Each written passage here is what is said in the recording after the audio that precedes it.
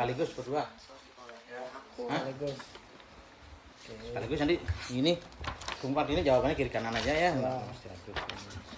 Hadir aja. Ada yang tugas mengcoding. Oh, santai kayak ini ngobrolannya. Ya. Oke. Udah dek, satu kasih action lagi. Ya. Oke, Om Swastiastu. Swastiastu. Ya, salam jumpa sama Pak Diana sama Bu Saci. Ini luar biasa pertemuan kita hari ini. Kedua-duanya dari Direktur Pasar sama Manajer operasional. manajer operasional. Nah, ini satu hal yang sangat membanggakan kita bisa berdialog dalam obrolan pada pagi hari ini dalam konteks Rama Bali Berbagi. Itu ya. Nah, yang pertama sama Pak Diana nih, Den. Dikenalin dulu deh kenalan biar ini. Perkenalkan saya IGD Diana Putra. Di tahun 2024 itu tepatnya di akhir Januari hingga awal Februari itu saya diminta bantuan sebagai manajer operasional Pasar Intaran. Tempat tanggal lahir di mana deh? Saya lahir di Selat 30 Januari 1997. Selat apa nih? Desa Selat, Kecamatan Sukasade. Oh, Selat Buleleng. Ya. Berarti termasuk pemuda Buleleng. pemuda Bali Utara. Nah, kalau Saci gimana sih? Perkenalkan, nama saya Sanci. Saya asli Nagesepe. Saya kemarin sempat bergabung juga di Pasar Intaran menjadi direktur pasar, menjadi direktur pasar yang pertama. Nah, mungkin tempat tanggal lahirnya di Nagesepe. Berarti termasuk pemudi Bali Utara juga. Ya, benar. Oke. Nah, karena cerita dialog kita sekarang ini berkaitan dengan literasi pendidikan Hindu bagi generasi Bali Utara. Ini sebuah kajian empiris di Pasar Intaran. Nah, sekarang mungkin dari Saci nih, gimana cerita tentang sejarahnya Pasar Intaran? Iya. Untuk sejarahnya sih awalnya Pak. Jadi awalnya sih Diana dulu nih Pak. Diana dulu yang ngajakin ke warung bebek Pesona. Nah, kebetulan waktu itu ada diskusi tentang apa ya, anak ya? Ya, tentang sekolah Apa? Sekolah tanpa di sekolah. Homeschooling. Ya, Homeschooling, waktu itu ada ya. Jadi ide munculnya homeschooling. homeschooling. Nah, datanglah ke sana waktu itu ke diskusi dan berdiskusi bersama Pak Gede Krisna dan beberapa orang juga. Nah, dari diskusi yang pertama itu lanjut lagi nih diskusinya minggu depan. Nah, setelah diskusi yang kedua barulah muncul ide untuk membuat Pasar Intaran. Oke. Nah, diskusi itu pasti berangkat dari sebuah kegalauan atau sebuah keresahan. Ya, kira-kira diskusi yang kalian lakukan saat itu berangkat dari keresahan kayak apa sih? Kok bisa sampai muncul ide, oke kita buat nih Pasar Intaran gitu. Gimana tuh? Keresahan waktu itu kan kita tidak ada tempat untuk bertemu gitu Pak. Bertemu. Jadi melalui pasar ini diharapkan teman-teman bisa berkumpul, berbagi ilmu pengetahuan di sana juga sembari meningkatkan kewirausahaan kita gitu. Berarti ide kreatifnya memang dari anak muda, generasi muda Bali Utara ya, yang sih. belum berjumpa ruang untuk sebuah dialog gitu ya. Benar. Sehingga memunculkan istilahnya, oke kita buat aja Pasar Intaran. Nah, kemudian sekarang setelah Pasar Intaran terbentuk, nah ini Pak Diana nih selaku manajer operator. Gimana gininya? Istilahnya apa namanya? Ya, proses yang ada di Pasar Intaran itu. Kalau dalam konteks misalkan bisnis ya, pasar sederhananya, itu kan harus ada perencanaan, kemudian juga bagaimana pelaksanaan dan evaluasi. Nah, gimana ini? Ya, perencanaan ya Pak Made ya. Nah, ini yang menantang dari Pasar Intaran ini adalah ini diselenggarakan seminggu sekali Pak Made. Karena diselenggarakan seminggu sekali, maka kita harus sudah punya persiapan yang bersifat global dan persiapan yang bersifat mingguan. Persiapan yang bersifat global itu misalkan kita menyusun agenda selama 6 bulan ke depan. Menyusun dalam agenda susunan 6 bulan ke depan itu yang kita sudah tentukan adalah tema, kemudian usulan narasumber. serta audiensnya. Kita sudah punya draftnya itu dalam rencana 6 bulan ke depan. Kemudian perencanaan yang bersifat mingguan itu adalah menghubungi narasumber, kemudian menghubungi audiens, kemudian mempersiapkan panggung. Nah, itu yang bersifat mingguan. Seperti itu Berarti gambaran. perencanaan itu dibangun melalui dialog juga. Iya, Melalui tentu. diskusi ya. Iya. Dan yang berdiskusi dialog itu juga apa namanya, pemuda Bali Utara termasuk. Iya. Karena yang mengempu dari pasar Intaran ini, meskipun memang kita punya investor, katakanlah Pak Gede Kresna itu adalah selaku owner dari rumah Intaran, tetapi pasar Intaran ini dia tidak disentuh langsung oleh Pak Gede Kresna selaku owner rumah Intaran ya. Nah, diempu oleh beberapa komunitas, seperti contohnya ada kemarin yang menjadi relawan itu dari mahasiswa Hindu, kemudian KMHDI, kemudian dari pedagang-pedagang itu, mereka juga kita dengarkan masukan-masukannya. Oke, berarti memang dari perencanaan awal itu sudah melibatkan generasi muda Bali Utara kan itu ya, Iya. sehingga terbangun pasar Intaran yang berangkat dari sebuah kegelisahan seperti kata saya tadi kan, dan kemudian baru diteruskan menjadi sebuah program oleh pasar Intaran dengan membangun apa namanya, semacam organisasi kecil, ada direkturnya, kemudian ada bagian operator.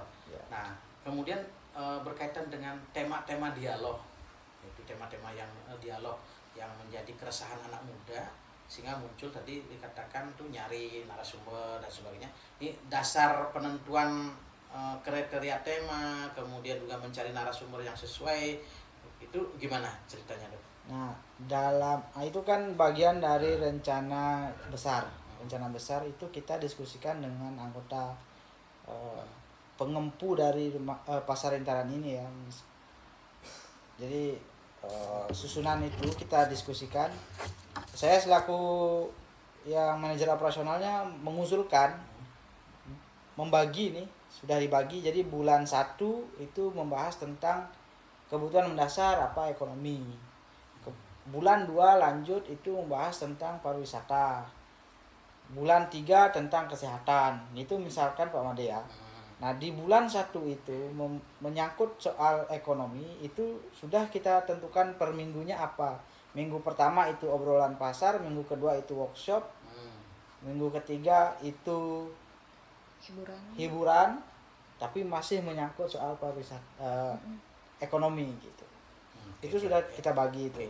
Berarti itu menjadi sebuah kesepakatan bareng kan itu ya? Ya, setelah disampaikan lalu ada masukan, oh coba ganti narasumbernya lebih cocok ini. Nah, itu kita akomodir. Nah, kemudian secara administratif itu kan di direktur pasar nih, kalau bersurat ke para tenan, kemudian bersurat ke para narator itu kan sampai terbentuk sebuah dialog. Dan kemarin saya sempat diskusi dengan satu anak muda yang menjadi peserta dialog. Dia sangat terkesan sekali, yang mana dia katakan bahwa dialog itu bukan seperti dialog formal itu. Kemudian dialog itu terjadi justru secara organik, keterhubungan antara narator dengan peserta itu seolah-olah seperti pertemanan. Nah, gimana Bu Sachi selaku direktur saat itu melihat perspektif anak muda yang demikian, sementara tadi secara organisatoris disampaikan bahwa narasumber itu dicari memang memiliki kompetensi di bidangnya. Istilahnya dia ada egosentrik sebagai seorang narasumber, tetapi begitu masuk ke pasar Intaran ternyata menjadi narator yang keterhubungan dengan pembicara dengan pendengarnya itu justru terbangun kesetaraan. Gimana Bu? Kesetaraan, ya. Kalau saat ini sih kita mencari narasumber yang memang benar-benar ingin berbagi dulu ya Pak ya. Jadi benar-benar yang tidak memikirkan fee seperti itu. Jadi mereka memang memiliki tujuan juga untuk berbagi. Misalnya salah satunya ada dokter, kemudian juga ada pelaku pariwisata, seorang dosen yang merupakan juga bagian dari pengabdian pada masyarakatnya begitu. Jadi tujuan mereka dari sana kan sudah bukan uang lagi gitu. Jadi mereka sudah memang benar-benar ingin berbagi kepada para penonton di sana, kepada para pendengar di sana begitu. mungkin dari itu mereka bisa dekat dengan para pendengar itu begitu Pak. Berarti kalau boleh dikatakan sebenarnya narasumber itu punya tujuan juga kan? Iya. Ya, punya tugas masalah semacam kalau kita di Hindu dharma. Ya, semacam dharma yang dia sampaikan. Adalah pengabdian masyarakat dari kampus untuk menyampaikan sesuatu dan dia perlu ruang dan tempat. Iya, betul. Nah, Pasar Intaran menyediakan ruang dan tempat sekaligus pesertanya kan itu ya? Iya, benar sekali. Oke, next kalau kita bisa kan berbicara tentang generasi muda yang terlibat di situ. Selama ini bagaimana Bu Direktur sama Pak melihat bagaimana respon generasi muda Bali Utara yang ngikutin dialog itu dari minggu ke minggu? Kalau indikator pertama yang paling mudah untuk dilihat adalah kehadiran. Yang paling banyak antusiasnya itu artinya dia datang tidak dengan undangan, itu workshop. Workshop itu bisa didapatkan dengan cara berbayar biasanya, tetapi di Pasar Intaran itu kita sediakan secara gratis. Melalui postingan di sosial media dengan gratis ini itu sangat menggugah orang untuk datang. Itu di luar undangan. Nah, undangan pun sebenarnya sudah mengantri. Setiap sekolah, setiap stakeholder, setiap komunitas yang bersinggungan dengan topik workshopnya itu tentu akan mengantri untuk diundang itu. Oke. Itu Berarti menjadi suatu munculnya sebuah gairah anak muda untuk ikut dialog, untuk ikutin workshop dalam tanda kutip karena mereka berpikir di luaran sana itu prabayar. Iya, Sementara di Pasar Intaran gratis. Iya. Kemudian yang berbicara juga bahasa sekarang tidak kaleng-kaleng gitu ya. Iya. Karena sudah di-share di media sosial. Nah, kemudian respon positif lainnya kalau menurut Saci gimana? Respon positif lainnya mungkin mereka juga mengajak teman yang lain gitu Pak untuk datang ke Pasar Intaran. Jadi mereka sharing sama teman-temannya bahwa di Pasar Intaran tuh bagus-bagus materinya, kemudian tempatnya juga estetik dan bisa belanja juga. Mungkin itu sih yang menjadi respon positifnya. Ada respon positif bahkan sampai menyebarluaskan ke teman-teman untuk ajak teman datang itu ya. Nah, ini satu hal yang luar biasa dari Bu Saci sama Pak Diana menyampaikan. Nah, kemudian ada beberapa hal yang utamanya adalah yang berkaitan dengan rutinitas kegiatan di Pasar Intaran. Tentu dalam segala sesuatu aktivitas itu ada impact ya, dampak yang diterimakan baik terhadap pengetahuan generasi muda, kemudian skill mereka, keterampilan mereka, termasuk juga karakter mereka. Nah, yang hal ini gimana Saci sama Diana melihat dampak itu bagi generasi muda, khususnya dampak berkaitan dengan pengetahuan mereka, dampak berkaitan dengan keterampilan mereka. Karena tadi saya dengar kan ada workshop dan modulnya ada workshop juga itu tentu berkaitan dengan keterampilan motor. Kemudian berkaitan dengan sikap mereka sampai ngajakin teman. Nah, ini gimana Bu Saci sama Diana? Kita mulai Bu Saci dan dulu deh. Gimana?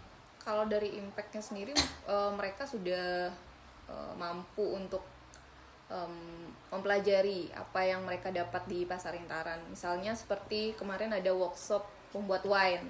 Nah, itu kan mereka juga akan mempraktekkan di sekolahnya. Ya, wine Bali dengan menggunakan buah-buah lokal. Nah, itu kan mereka akan mempraktekkan di sekolah kepariwisataan begitu. Kemudian untuk ilmu pengetahuan mungkin akan lebih ke pengetahuan kita secara individu ya. Kita menjadi tahu apa sih isu-isu yang lagi berkembang di Bali, kemudian itu menumbuhkan juga sensitivitas kita bahwa banyak hal yang terjadi di Bali gitu, tidak hanya lihat HP aja tiap hari, dan itu menumbuhkan rasa ya sensitivitas kita gitu. Oke, dari sensitivitas pengetahuan itu membawa nggak mereka kepada sebuah refleksi diri perenungan? Contoh sederhananya misalkan tadi kan ternyata ada wine, ada arak, dan kita punya kehidupan pecaruan yang menggunakan wine dan arak. Nah, ternyata ada titik pertemuan di situ nggak dari generasi muda menurut Bu Saci? Kalau menurut saya tentu ada ya Pak. Jadi kalau dari perenungan kemarin kebetulan juga ada sesi tentang healing itu ya Pak, healing. Nah, di sana juga mereka ikut dan sangat tertarik ya. Dan kemudian mereka juga menjadi salah satu orang yang di praktek itu gitu kan. Dan mereka waktu itu ada yang nangis juga ya. Jadi kan mereka udah benar-benar mengikuti begitu sih Pak. Oke. Nah, sekarang Pak Diana nih, kalau kita melihat dan berefleksi dari diskusi awal bahwa pasar intaran itu dibuat untuk ruang dialog berangkat dari kegelisahan dan pengisian kekosongan. Nah, kalau melihat dari perspektif itu, sedang berlangsungnya pasar intaran, bertumbuhnya sikap dan karakter mereka. Ternyata aku dapetin apa yang aku gelisahkan kemarin. Gimana? Ya, berbicara tentang kebermanfaatan. Saya ingin memulai dulu dari kebermanfaatan ini ya Pak Madi. Saya sangat percaya jika ingin memperoleh manfaat yang besar, maka kita perlu mempersiapkan wadah yang besar. Maka dari itu kami juga sadar pekerjaan yang tantangan yang harus dilaksanakan setiap minggu ini, penyelenggaraan pasar intaran setiap minggunya ini, tentu kami akan kewalahan jika mempersiapkan berdua. Ya, selain kami juga bekerja di sana Senin sampai Sabtu begitu kan, tentu kita perlu mengajak lebih banyak orang dalam hal ini. Itulah kenapa tenan-tenan itu lebih banyak pemuda-pemuda, bahkan mahasiswa-mahasiswa mereka belajar berjualan di sana. Ada siswa juga yang berjualan di sana, yang awalnya dia datang sebagai undangan, terus melihat mereka tertarik, saya mau jualan di sini. Kita berikan ruang untuk mereka jualan. Dan beberapa pertemuan mungkin saya sempat hitung itu 4 bulanan sampai 5 bulanan mereka konsisten berdagang. Artinya kan ini sebuah pembelajaran yang luar biasa, kebermanfaatannya dapat. Nah, kembali ke pertanyaannya Pak Made, ini tentang keresahan. Saya adalah seorang pemuda yang ketika kuliah itu aktif organisasi, sehingga ketika selesai kuliah, menyelesaikan masa studi itu, saya memiliki sebuah kerinduan dengan suasana-suasana diskusi, kemudian melihat bagaimana ilmu pengetahuan itu dalam praktik nyatanya seperti apa, memberikan kebermanfaatannya. Sehingga ketika ditawarkan keresahan ini bertemu dengan keresahan orang juga merindukan hal itu, ya kita tergerak untuk membuat ini bersama-sama gitu. Oke, berarti dalam implementasinya bahwa dari gagasan sebuah keresahan kemudian muncul ruang dialog publik yang berbasis pasar kan itu kan. Nah, ternyata keseharian yang dilakukan itu memberikan dampak positif terhadap pengembangan pengetahuan, karakter, bahkan keterampilan dari generasi muda sesuai dengan harapan mereka gitu ya. Iya, tentu. Oke. Nah, kemudian tadi juga disebutkan beberapa kendala diantaranya. Kan tadi menyebutkan kendala bahwa tentu dalam setiap performan usaha apapun yang kita lakukan, berangkat dari sebuah ide untuk berdiskusi bareng, ternyata ada beberapa kendala. Satu diantaranya tadi kendala-kendala yang disebutkan, tetapi sudah terjawab sama Pak Diana sih. Ternyata kendala itu mengumpulkan orang, tetapi orang dikumpulkan oleh orang per orang dan teman ke teman. Bahkan sampai rela yang tadinya awal diundang datang, kemudian sebagai pedagang. Dan kemudian diundang datang, mereka ada nggak yang tergerak sebagai relawan sekaligus di situ? Ada. Oke, coba Bu Saci, latar belakang mereka kok sampai tergerak hatinya untuk ikut membesarkan, kalau bahasa saya ini seperti bola salju yang digelindingkan, kemudian anak muda menarik anak muda yang lainnya, sehingga mereka semakin tertarik baik sebagai pelaku di wirausahanya UMKM-nya, termasuk juga sebagai pelaku di relawan untuk bisa mengembangkan itu. Gimana Bu Saci melihat itu semua? Kalau saya sendiri melihat itu mulai dari itu menjadi hobi mereka ya Pak. Misalnya dari SMK Sesawan kan ada salah satu siswa juga yang sebagai fotografi di situ. Jadi dia memang awalnya suka foto-foto, kemudian dia juga sering datang ke Pasar Intaran karena suka ada buku dan lain sebagainya. Nah, disitulah dia menawarkan diri untuk menjadi bagian dari tim dokumentasi kita. Gitu. Berarti sampai rela menawarkan diri gitu ya, bukan karena memang dipengaruhi oleh pasar. Ini luar biasa dan dampaknya. Siapa namanya ya? Emi. Okay. Nah, dari hal yang sudah didapatkan itu, gimana sih harapan Bu Saci sama ini tentang keberlangsungan pasar intaran itu sendiri sebagai ruang dialog generasi muda, berangkat dari sebuah keresahan, terwujudnya sebuah dialog, kemudian kedepannya kayak gimana sih harapan dari Bu Saci kemudian? Kalau saya dulu, saya berharap ketika ini tentu bisa berlanjut menjadi suatu kegiatan yang konsisten. Kemudian ada project-project yang dibuat barangkali 6 bulan atau 1 tahun, project yang dibuat oleh pasar intern sendiri yang tentunya mampu dirasakan manfaatnya oleh banyak orang.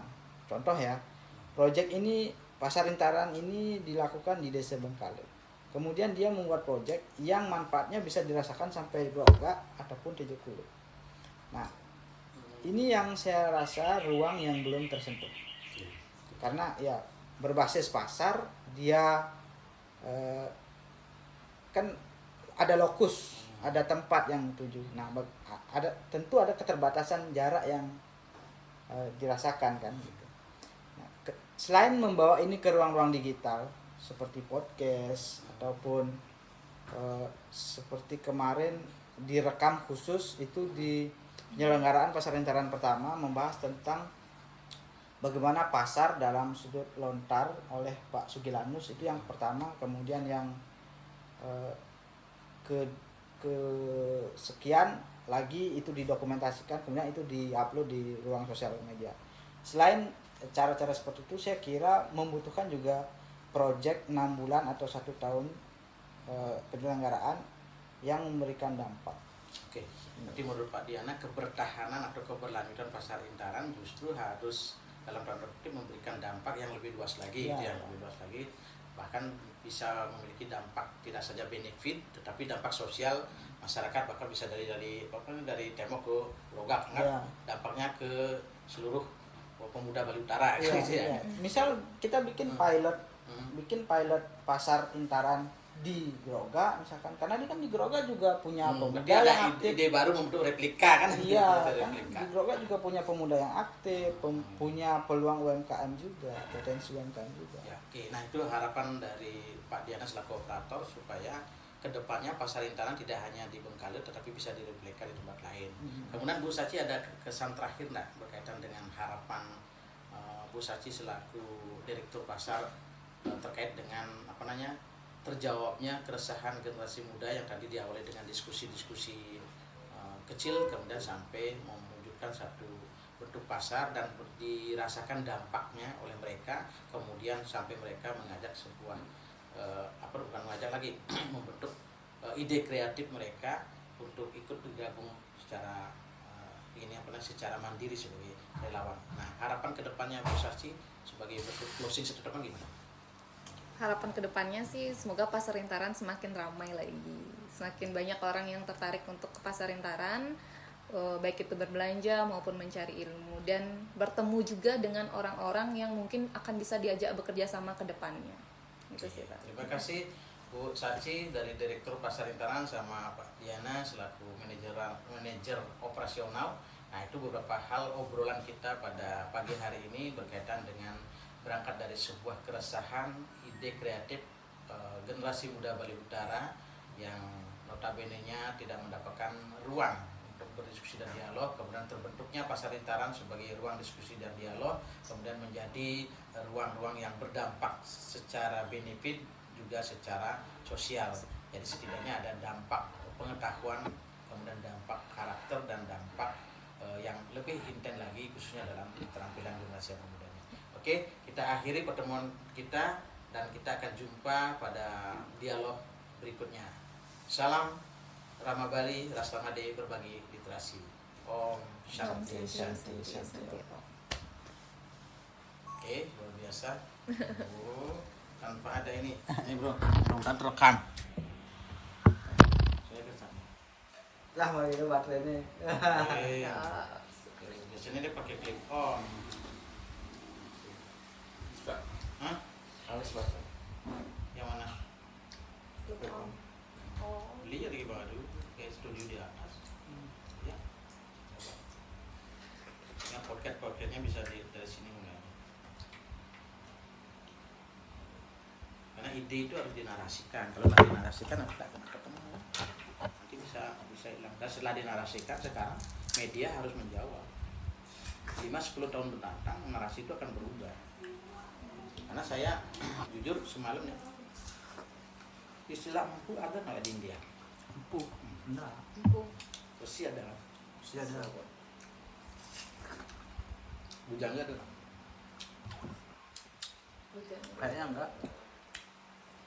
Karena mangku ada nggak di India? Enggak.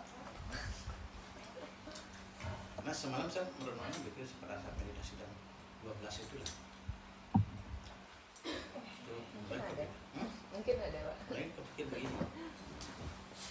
Ada di tutur Seruling Dewata yang menyampaikan bahwa orang-orang sakti di luar sana kalau ingin menguji kesaktiannya harus datang ke Bali itu. Itu di tutur Seruling Dewata. Itu karena kebetulan teman ikut dia menyampaikan.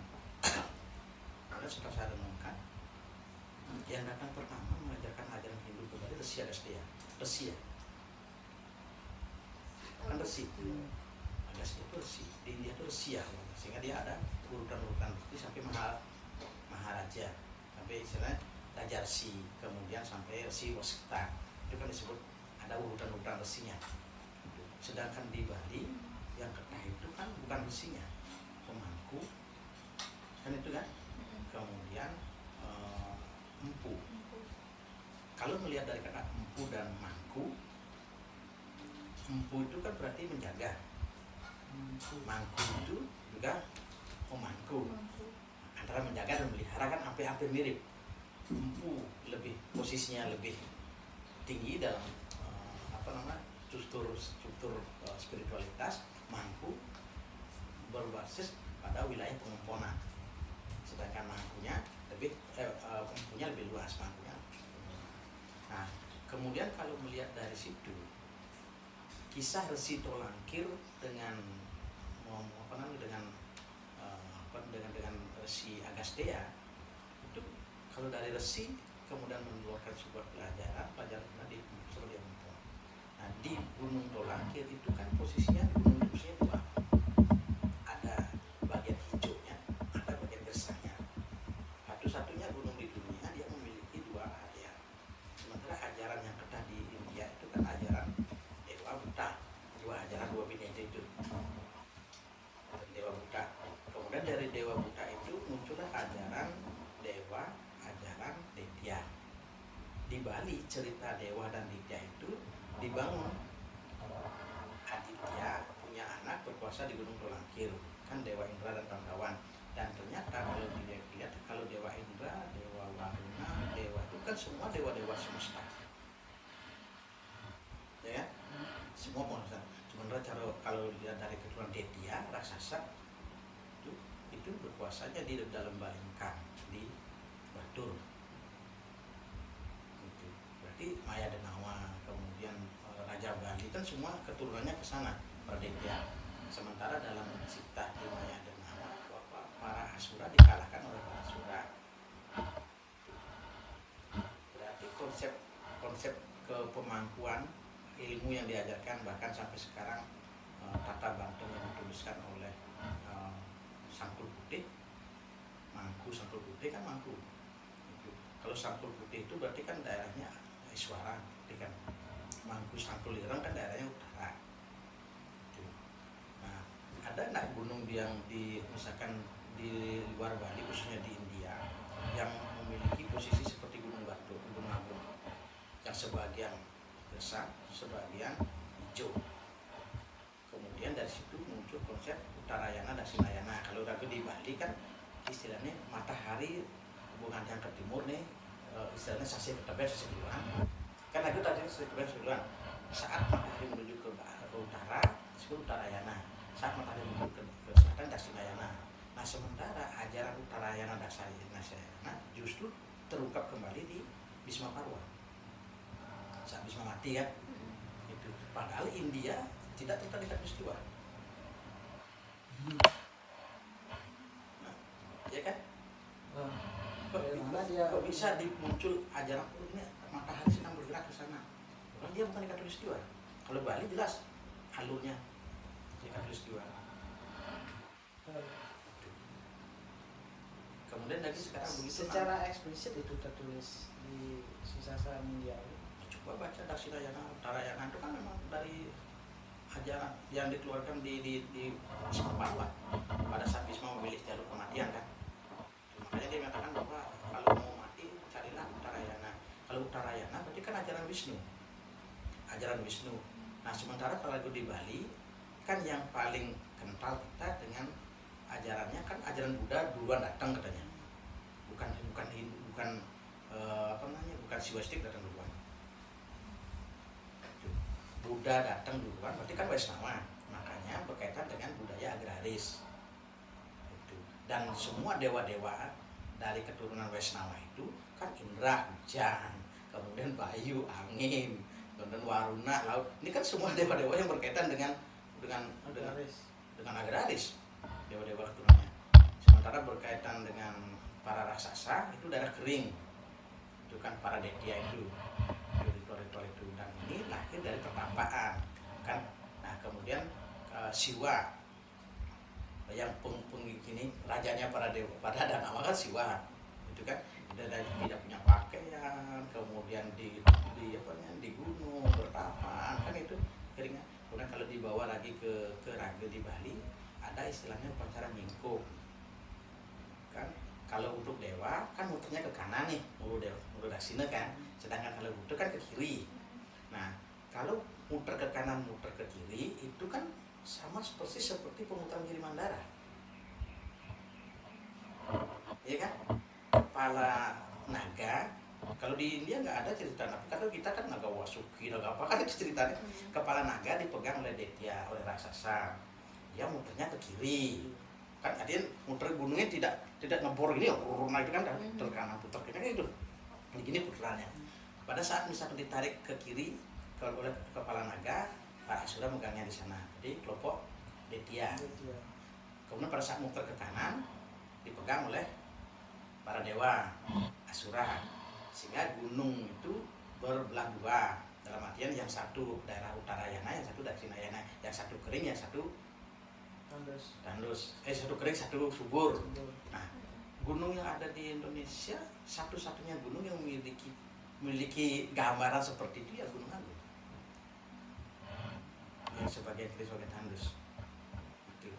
Dan kisah tentang Detya itu justru di Bali yang banyak yang ada. Detya. Kalau tidak keturunan Detya kan Subali, Sugriwo, kan semua itu nama-nama Bali itu sampai Maya Danawa, kemudian kan itu. Ya takutnya bahwa ternyata nilai-nilai itu jangan-jangan munculnya dari situlah ajaran-ajaran itu. Cuma begitu dibawa, serutinya di sini, semertinya di sana, kemudian dibawa lagi kembali ke sini. Jangan-jangan kan bahasanya itu. Kalau melihat dari cerita itu. Gimana tuh Diana? Kalau saya menyikapi itu kan itu kata-kata kita mengartikan suatu makna itu kan tidak hanya dalam morfologi katanya saja, tapi keterkaitan utuh kata-kata itu, susunan kata-kata itu. Sebenarnya dari perenungan yang sederhana ya. Kalau kemarin saya kan cuma merenung itu. Karena mangku sama empu ada di Bali. Seseorang yang memangku jabatan, seseorang yang mempu pengetahuan. Empu itu lebih luas wilayahnya dibanding mangku. Mangku hanya berlaku kepada beberapa status pura. Kan itu kan berarti ada nih orang yang ngasih pengetahuan sama si mangku sama si empu. Karena apa yang di empu, apa yang di mangku pasti ada yang ngasihkan. Nah kemudian ada kisah Resi Tolangkir yang punya 2 anak. Itu kan di seruling Dewata. Jadi pada saat itu Resi Agastya datang untuk menguji kesaktian. Jadi dia belajar ilmu kesaktian di India. Jadi benar kalau Resi Agastya datang kemudian menguji kesaktiannya ke Bali. Nah ternyata kalah, begitu kalah dia menikahi anak dari Resi Tolangkir.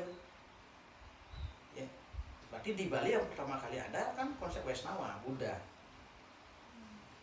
Di Bali. Ya. Dan sejarah menunjukkan kan memang Buddha datang ke Bali pertama kali. Bahkan kerajaan di Indonesia pun kerajaan terbesarnya dulu Buddha, Sriwijaya. Hindu belakangan. Itu. Kan Sailendra Sriwijaya, Sailendra Kairah baru ke Sanjaya. Sanjaya kan baru ke Hindu. Jadi di abad ke-11. Bahkan Empu-Putra kan di abad ke-11 setelah dikalahkan kembali oleh Buddha. Gitu. Sehingga yang datang pertama di Bali itu Buddha. Kemudian upacara tentang lembu kakak, lembu dan gagak itu juga upacara penyakuan Siwa Buddha. Makanya pedanda yang kuat di Bali kan pedanda Siwa Buddha. Pujangga kan belakangan. Itu Cuman dari situs dan peninggalan situs lah ya, itu beda sekali antara yang Buddha, kemudian Hindu India, Buddha di luar gitu, dengan yang berkembang di Bali kan beda sekali itu. Artinya ya berangkat dari perbedaan-perbedaan yang ada, yang dalam tanda kutip yang dituangkan kemudian dalam Raweda dalam bahasa ritual ya. Kalau ritualnya di India ada mencaru nggak? sejarah bukan mencari namanya, barangkali ada kayak Ada. Bukan mencaru. Bukan. Kalau mencaru kan konteksnya adalah stabilisasi harmoni dengan semesta, kan konteksnya ke sana. Karena kalau di Bali kan tidak ada bahasa Brahman, dewa kan ada, bahasanya kan Sangyang Wenang, Sangyang Duduk, Sangyang Kelabang, Sangyang Widi, kan Sangyang itu ada Sang dan Hyang. Nah, kalau kita melihat dari Sang dan Hyang kemudian di orientasinya adalah kepada semesta, Sangyang Kala yang dinetralisir dengan caru, kan bahasa netralisir. Kemudian caru itu sudah sangat dikaitkan dengan Asta Dewasta. Dewata utamanya adalah Sabata Ai, kan dewata utamanya. Kemudian Sabata Ai ke tengah. Kalau di India tidak bahwa dewa itu ada di dalam diri. Nah, selama ini saya tidak, dan ini sebagai dosen, ada nggak bahasa misalkan di paru-paru, di empedu dewa ini, kemudian di ulu hati dewa Siwa, di hati sebagai dewa Brahma, ada nggak? Anda ketemu selama ini misalkan dosen ngomongnya bahwa di ajaran tantra India itu dewa-dewa itu ada di dalam diri.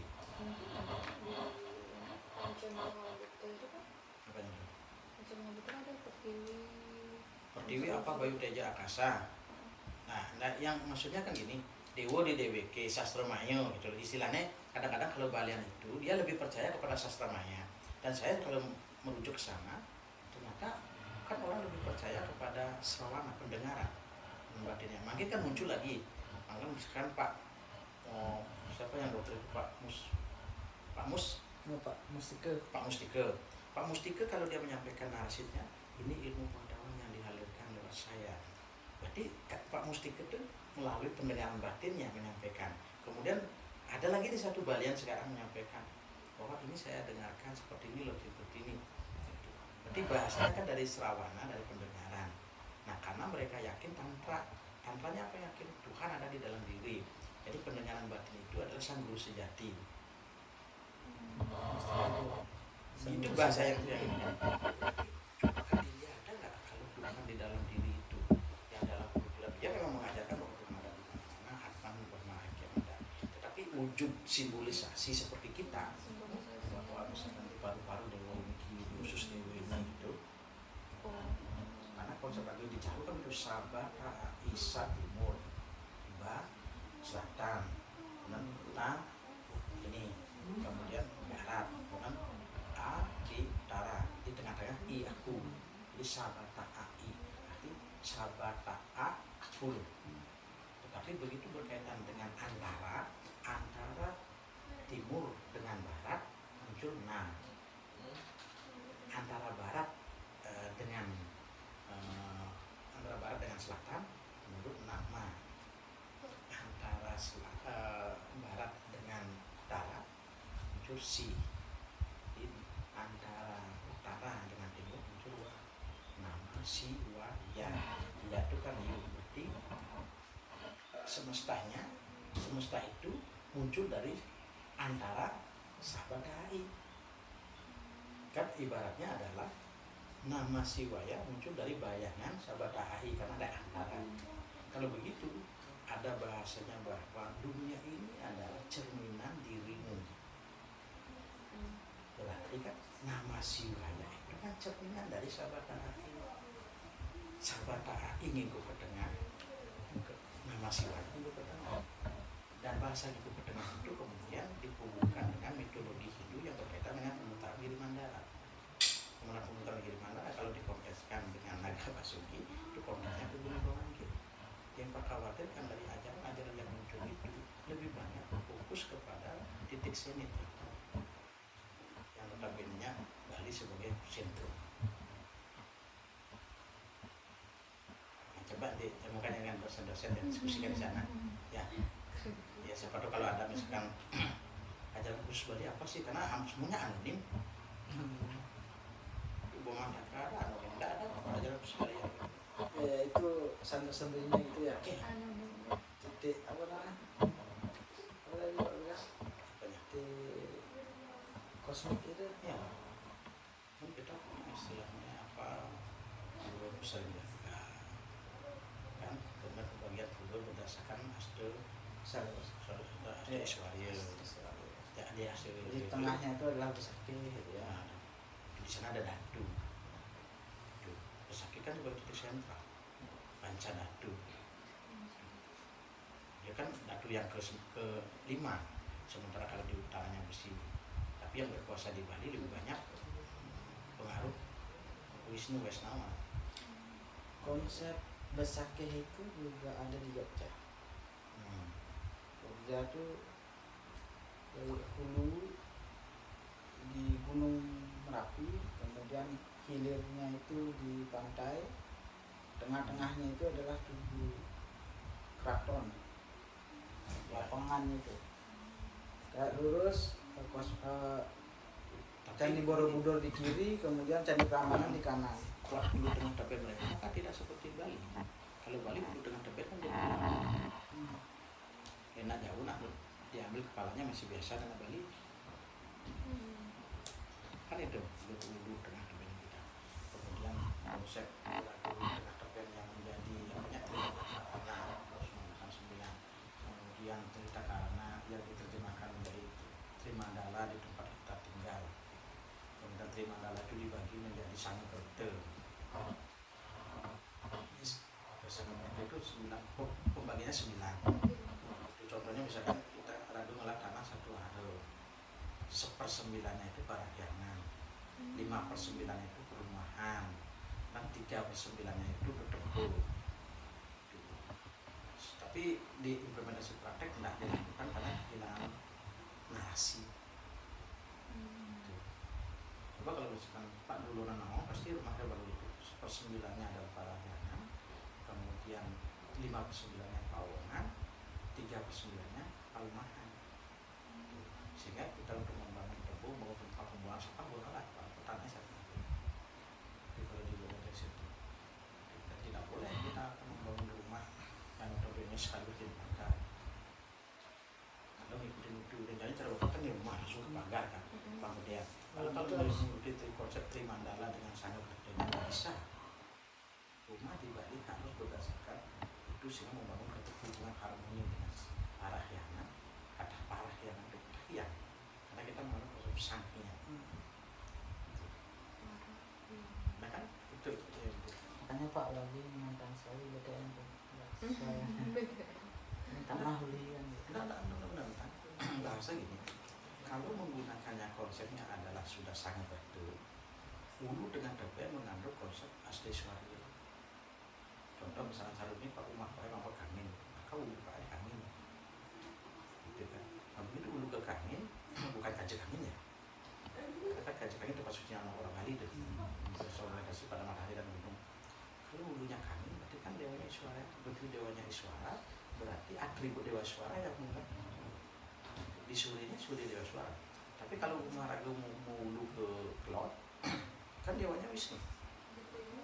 Dewa Wisnu juga punya pengabdian, punya tempat suci, sehingga tubuhnya mengarah kepada tubuh, kemudian kepada Wisnu. Itu kalau saya Trimandala. Jadi tidak lagi muncul kebanyakan apa kau hulunya di kau. Tapi selama ini kan kadang orang rumah apa di kau rumahnya, tapi kajak kami. Nah konsep hulu dengan Tebet Trimandala sampai ke Sangkerta ini ada nggak di India? Kalau pernah bertanya ada nggak di India? Kita kaya sebenarnya. Karena kemarin pertanyaan dari Banti itu adalah, ini apa nih? Keraya? Enggak, boma.